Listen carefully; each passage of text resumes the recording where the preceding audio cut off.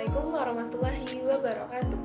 Perkenalkan, saya Nabila Endok Safiana dengan NIM 2022-143093 dari kelas 3C, mata kuliah Strategi Belajar Mengajar SD. Dosen pengampu Ibu Desi Andriani SPD AUD MM. Di video kali ini saya akan menjelaskan pemahaman materi yang telah saya pelajari dari pertemuan pertama sampai pertemuan ke-8. Yuk simak videonya. Menurut UNO 2008 mengemukakan pendapatnya bahwa hakikat strategi pembelajaran adalah mengolah informasi yang ada untuk disampaikan kepada peserta didik agar tujuan pembelajaran dapat tercapai dengan baik. Namun, secara hakikat, pembelajaran adalah proses peningkatan kemampuan baik di ranah kognitif, afektif, dan juga ranah keterampilan melalui aktivitas interaksi antar elemen pembelajaran. Seorang guru juga harus memahami strategi karena strategi pembelajaran harus benar sesuai dengan kebutuhan kelas dan materi yang sedang disampaikan oleh guru. Menguasai berbagai strategi pembelajaran merupakan salah satu upaya guru untuk mengatasi masalah selama proses pembelajaran berlangsung. Pada dasarnya, strategi pembelajaran mencakup 4 langkah dasar. Yang pertama, 1. Penetapan tujuan pengajaran. Kedua, penetapan sistem pendekatan pengajaran. Ketiga, pemilihan dan penetapan metode, teknik, dan prosedur pembelajaran yang paling tepat dan efektif. Dan yang terakhir, penetapan kriteria keberhasilan proses pembelajaran. Prinsip-prinsip belajar dan pembelajaran dalam perencanaan pembelajaran. Prinsip-prinsip belajar dapat mengungkapkan batas-batas kemungkinan dalam melaksanakan pengajaran, pengetahuan, dan prinsip-prinsip belajar dan pembelajaran dapat membantu guru dalam memilih tindakan yang tepat. 1. Prinsip kesiapan atau readiness. Peserta didik yang dimaksud dengan kesiapan ialah kondisi individu yang memungkinkan ia dapat belajar. Seseorang peserta didik yang belum siap untuk melaksanakan suatu tugas dalam belajar akan mengalami kesulitan atau malah putus asa. Yang termasuk kesiapan ini ialah kematangan dan pertumbuhan fisik, inteligensi, latar belakang pengalaman, hasil belajar yang baku, motivasi, persepsi, dan faktor-faktor lain. 2. Prinsip motivasi. Motivasi adalah suatu kondisi dari pelajar untuk memprakarsai kegiatan, mengatur arah kegiatan itu, dan memelihara kesungguhan. Memotivasi terbagi menjadi 2, yaitu mengetahui apa yang akan dipelajari dan memahami mengapa hal tersebut dipelajari. Yang ketiga, prinsip persepsi dan keaktifan. Persepsi adalah interpretasi tentang situasi yang hidup. Setiap individu melihat dunia dengan caranya sendiri yang berbeda dari yang lain. Seseorang guru akan memahami peserta didik dengan cara melihat suatu situasi tertentu. Dan yang terakhir, 4. Prinsip tujuan dan keterlibatan langsung. Prinsip ini merupakan hal yang penting dalam pembelajaran. Prinsip ini diarahkan agar peserta didik merasa dirinya penting dan berharga. 5. Prinsip belajar kognitif.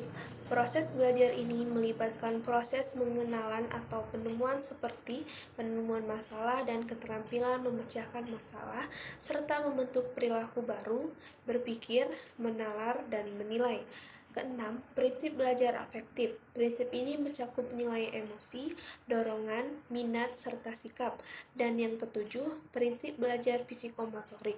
Prinsip ini menentukan bagaimana ia mampu mengendalikan aktivitas ragawinya.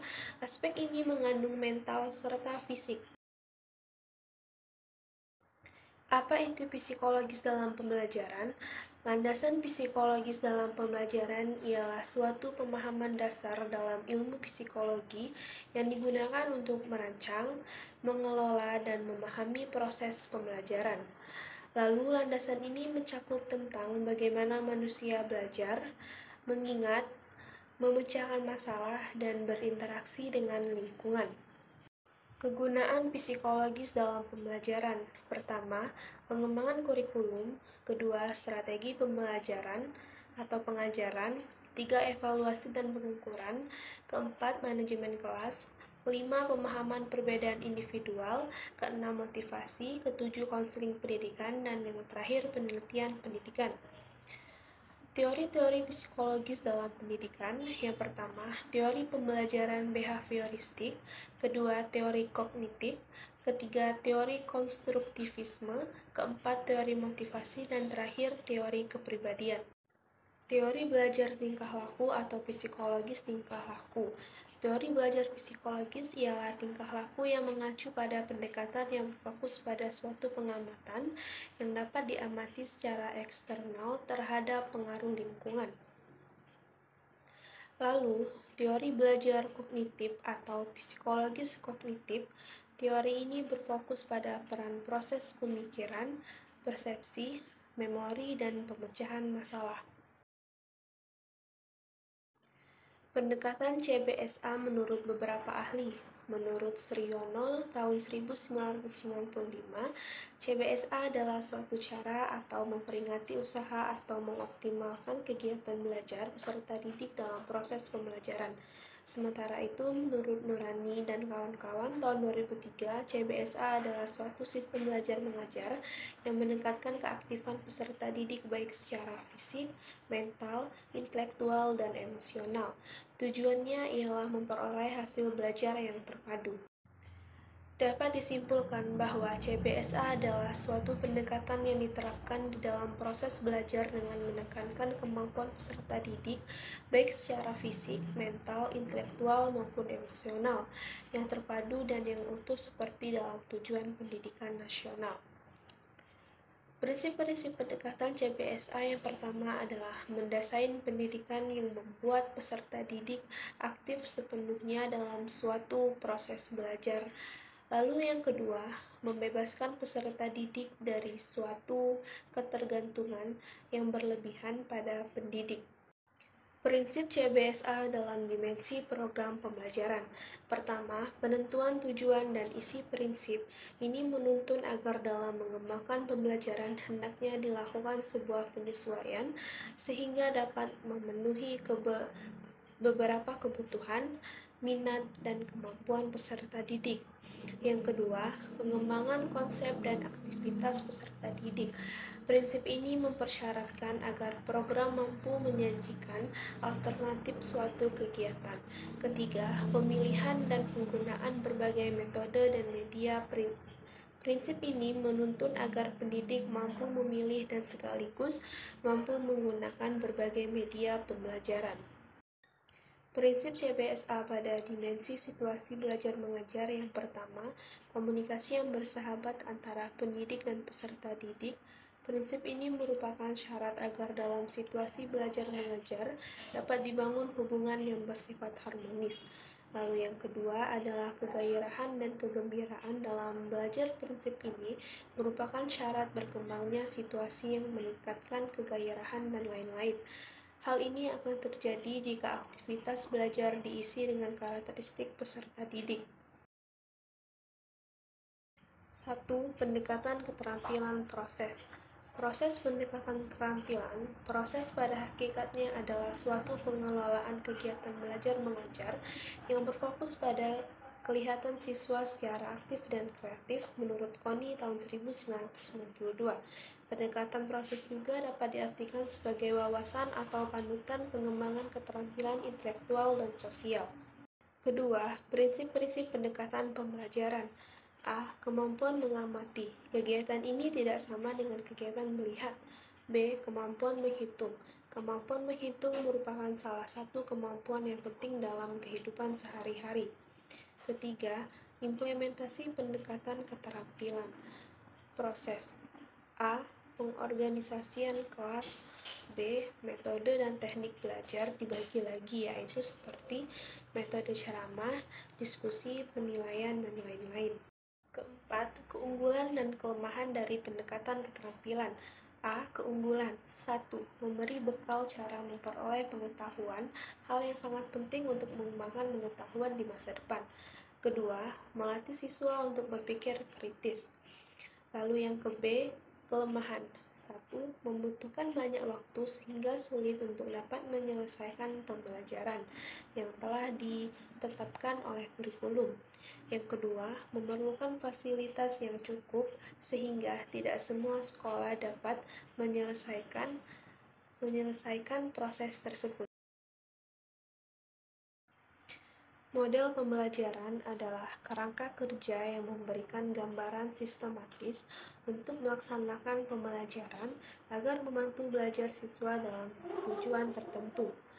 Ada beberapa macam model pembelajaran. Yang pertama, model pembelajaran inquiry yang menggunakan rangkaian kegiatan pembelajaran yang menekankan proses berpikir secara kritis serta analisis kepada peserta didik. Yang kedua, model pembelajaran konseptual merupakan model dengan konsep belajar yang membuat guru untuk mengikat materi yang akan diajarkan dengan situasi dunia nyata. Yang selanjutnya ada model berbasis masalah yang dapat diartikan berbagai rangkaian aktivitas pembelajaran yang menekankan proses penyampaian masalah yang dipahami secara ilmiah. Pemecahan masalah menjadi langkah utama dalam model ini. Yang selanjutnya ada model terpadu, merupakan model yang dapat melibatkan beberapa mata pelajaran sekaligus dan akan memberikan pengalaman belajar peserta didik. Dan yang terakhir, ada model pembelajaran tematik, merupakan suatu kegiatan pembelajaran yang mengintegrasikan beberapa materi pelajaran dalam suatu tema atau topik pembahasan sesuai dengan kebutuhan lingkungan peserta didik yang akan menjadi lahan dunia nyata bagi individual. Metode ini adalah perencanaan pembelajaran dan instruksi seorang pengajar berperan dalam memberikan bahan ajar untuk para peserta didiknya. Komponen penting dalam melaksanakan metode ini yaitu menciptakan sasaran, menganalisis tugas, dan menyusun taksonomi instruksional. Ciri-ciri metode pembelajaran. 1. Guru yang menjadi pusat dalam kegiatan belajar mengajar.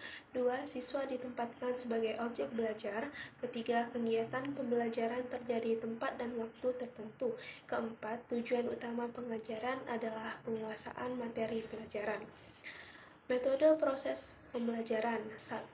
Metode pembelajaran deskriptif. 2. Metode pembelajaran role playing.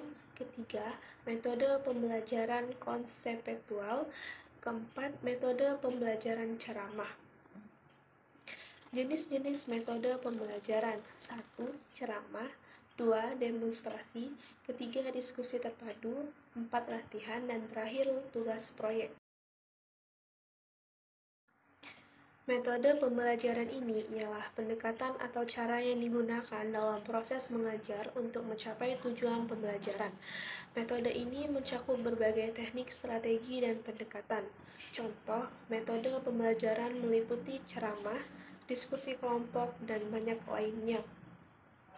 Klasifikasi metode pembelajaran. 1. Metode studi kasus, yaitu mengajak siswa untuk belajar menganalisis. Kedua, metode dekonstruksi, yaitu mengajak siswa memperagakan sebuah materi. Ketiga, metode tugas proyek, yaitu mengajak siswa untuk melakukan riset eksperimen dan pengamatan. Keempat, metode kunjung karya, yaitu mengajak siswa melihat hasil karya teman sebaya. Adapun manfaat metode pembelajaran. Yang pertama, pemahaman yang lebih baik. Kedua, keterlibatan aktif. Ketiga, keterlibatan hidup. Keempat, peningkatan retensi informasi. Kelima, penyesuaian individual. Baiklah, mungkin itu saja video yang dapat saya sampaikan. Kurang dan lebihnya saya mohon maaf. Saya akhiri. Wassalamualaikum warahmatullahi wabarakatuh. Bye-bye.